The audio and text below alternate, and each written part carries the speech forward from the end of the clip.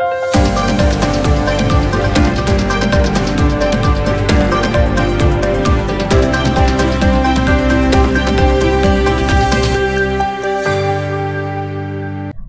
शंखनाद न्यूज चॅनलच्या बातमीपत्रात आपल्या सगळ्यांचं स्वागत आहे। सुरुवातीला पाहणार आहोत मुख्य बातम्या।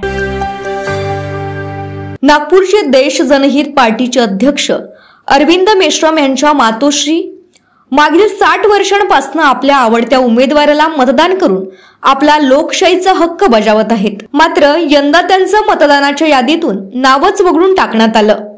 फक्त त्यांच्या एकाचीच नाही तर शेकडो मतदारांची नावे मतदान यादीतून हलविण्यात आली आहे। वोटिंग मध्ये नाव नाही आहे, मला वंचित करत आहे। एवढ्या वर्षापासून वोटिंग करून राहिलो मी। आता कुठे गेलो माझं वोटिंग? माझं नाव आहे, नवीन मध्ये नाही आहे। नाही, आता ह्याच वेळेस नाही आलं, आतापर्यंत येत होतं।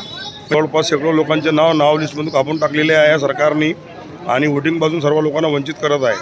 माझं असं म्हणणं आहे की सर्वांची वोटिंग झाली पाहिजे, 100% वोटिंग झाली पाहिजे। वोटिंग आलं का तुझं? नाही आलं। कुठल्या एरियात राहते तू? रामबाग राष्ट्रीय झेंडा।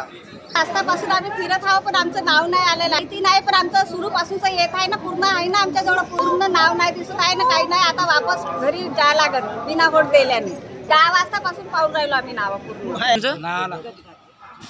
कुठल्या एरियात राहता तुम्ही? रामबाग। ठीक आहे, यादीमध्ये नाव नाही। मी हे कामगार भवनच्या मागं। ठीक, सुगत बोद्या। ठीक आहे। बऱ्याच मतदारांच्या नावासमोर मतपत्रिका नमुना डिलीटेड असा शिक्का मारल्यानं मतदारांमध्ये संभ्रम पसरल्याचं म्हटलं आहे।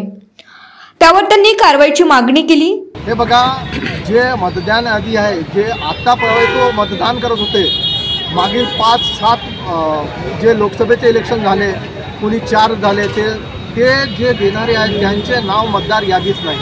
अच्छा, मतदार यादीत नाही तर त्यांना तिथे काही पर्यायी व्यवस्था नाही की त्यांना टेंडर वोटिंग पण देण्यात यावे, असा तिथे कुठलाही नाही। ज्यांचे नावं आहेत त्यांनासुद्धा काही बूथमध्ये वोट देऊ दिला नाही, काही वोटमध्ये त्यांना टेंडर वोटिंग करण्यात आले फॉर्म भरून।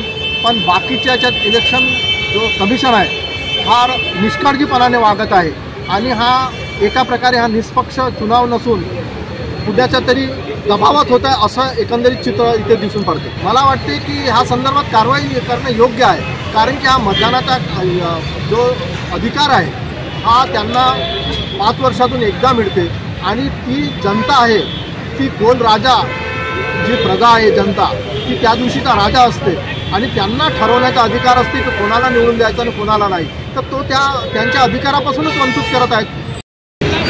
100% काय आहे की कलेक्टर ऑफिस आणि जे इथले प्रिसाइडिंग ऑफिसर्स आहे, रिटर्निंग ऑफिसर आहे, खरं तर जर तुम्हाला देशामध्ये लोकशाही जिवंत ठेवायची असेल तर कोणाचाही मतदानाचा अधिकार एकाही माणसाचा जर हिसकला गेला तर मग आपल्या देशामध्ये लोकशाहीलाच कुठेतरी मोठी खिंड इथे पडलेली आहे असा एक एकूण चित्र समोर येतो आहे।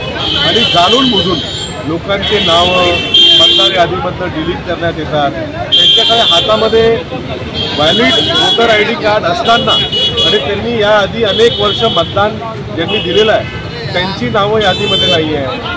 तर हे सगळं जे आहे हा सर्व जो म्हणजे हा गोंधळ आहे हा कुठेतरी आम्हाला हा प्रश्न येतोय आता कोणाच्या सांगण्यावरनं हे सगळं मॅनिप्युलेशन करण्यात आलेलं आहे।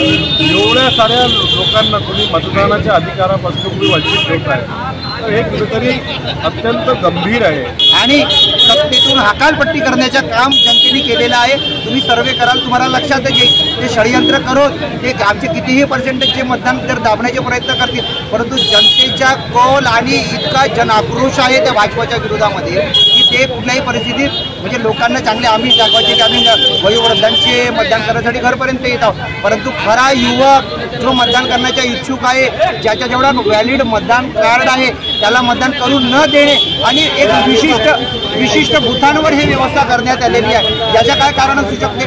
प्रिसाइडिंग ऑफिसरनी त्यांच्या तुरंत बॅलेट पेपर तयार करून त्यांचे जे काही त्रुटी आहेत ते दूर करून त्याच्यावर टेंडर वोटिंग घ्यायला पाहिजे, परंतु नाही, आम्हाला याचे काही अधिकार नाही हे सांगण्याचे प्रकार करून राहिलेत। परंतु भाऊ तरीही सांगतो मी, तुम्ही सगळे लोक बघा काय एक पर्व जसा मनवले जाते तशा प्रकारच्या नागपूर शहरामध्ये वातावरण आहे। बऱ्याच मतदारांना इतके वर्ष मतदान केल्यावर फक्त मतदार यादी नावच नसल्यानं त्यांची इच्छा असूनही मताधिकार बजावता आला नाही।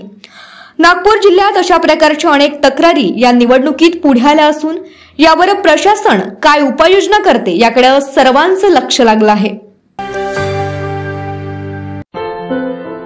क्या हुआ बहू? माँ, पाइल्स की बहुत तकलीफ हो रही है। तो तुम गुदरोग सर्जन के पास क्यों नहीं गई? देखो, जैसे हार्ट के लिए हार्ट स्पेशलिस्ट, ब्रेन के लिए ब्रेन स्पेशलिस्ट, तो पाइल्स के लिए पाइल स्पेशलिस्ट क्यों नहीं? स्त्री हो या पुरुष, टॉयलेट में तकलीफ केवल पाइल्स ही नहीं और भी कई प्रकार के गुदरोग तथा कैंसर भी हो सकता है। इसीलिए इसकी प्रत्यक्ष जांच जरूरी है। ठीक है माँ, पर जांच के लिए हम जाएंगे कहाँ? वही काले आयुर्वेदिक पाइल्स हॉस्पिटल में। लेकिन माँ, प्रेगनेंसी में पाइल्स की दवाइयाँ? प्रेगनेंसी में आयुर्वेदिक दवाइयाँ सुरक्षित होती है। जनहित में जारी काले आयुर्वेदिक पाइल्स हॉस्पिटल, औषधि चिकित्सा तथा सर्जरी ट्रीटमेंट उपलब्ध। हमारा पता उमरेड रोड, दिघौरी बस स्टॉप के पास, नागपुर। अधिक जानकारी के लिए वेबसाइट पर जाएं kalepileshhospital.com।